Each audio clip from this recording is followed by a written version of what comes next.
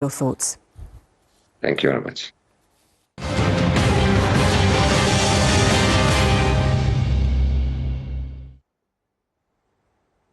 The Sudanese army say that it's repelled a major attack by the rapid support forces on the city of Babanusa in West Khordofan.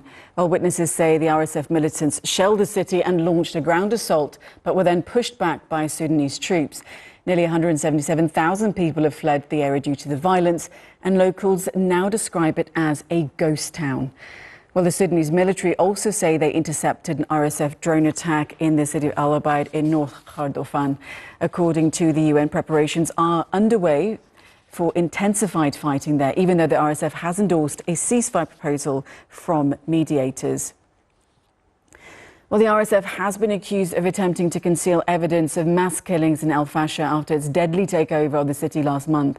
The Sudan Doctors Network say the paramilitary group collected hundreds of bodies from streets and then buried them in mass graves and burnt others.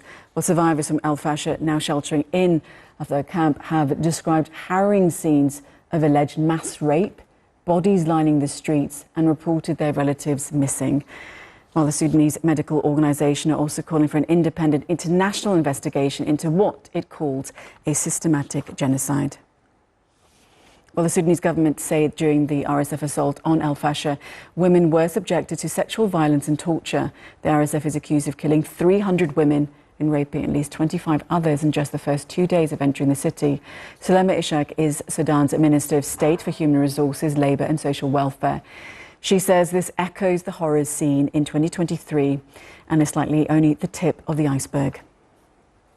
Well, there's a large number that's not confirmed because they didn't went through any kind of documentation. There's no services whatsoever.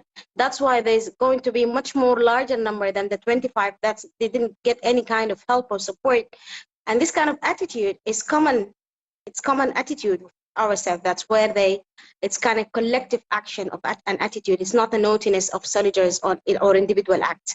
It's a collective act of strategic, they subject women and girls as weapon, using their bodies as weapon of war. Well, let's cross over to Momen Almakki, who's live for us in Port Sudan. So we've seen fierce fighting has been taking place yesterday and then also in the first hours of this morning between RSF and the army in the western Khordofan. What more can you tell us? Yes, fighting has been ongoing since yesterday and until the first hours of today's morning between RSF and the Sudanese army in the western part of the country.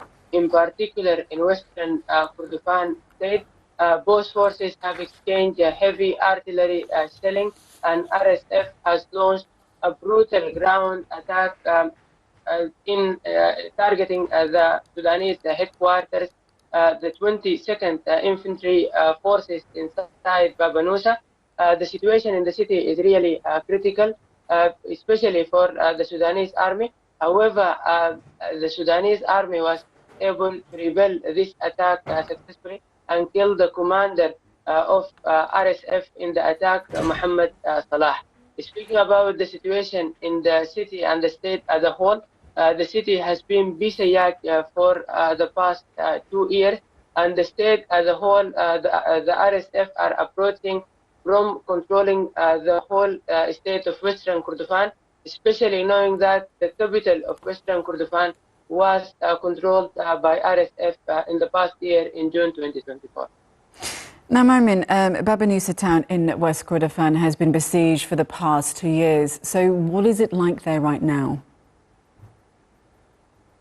According to our sources on the ground and local organizations working there, the situation is really difficult. The city has been turned into a ghost city. Citizens have been suffering from RSF violations for the past 2 years inside the city. With yesterday renewed attack by RSF, the citizens were forced to leave the city. Right now, barely 100% of the city citizens have evacuated the cities towards safer areas. But the humanitarian situation for those who have been displaced is still critical, especially knowing that on their journey of displacement, RSF has committed crimes against them, rape and also robbery crimes against them. Indeed, some very harrowing tales coming out from there. Momen Almakki live for us in Port Sudan. Thank you for the updates. The number of people confirmed dead after a migrant boat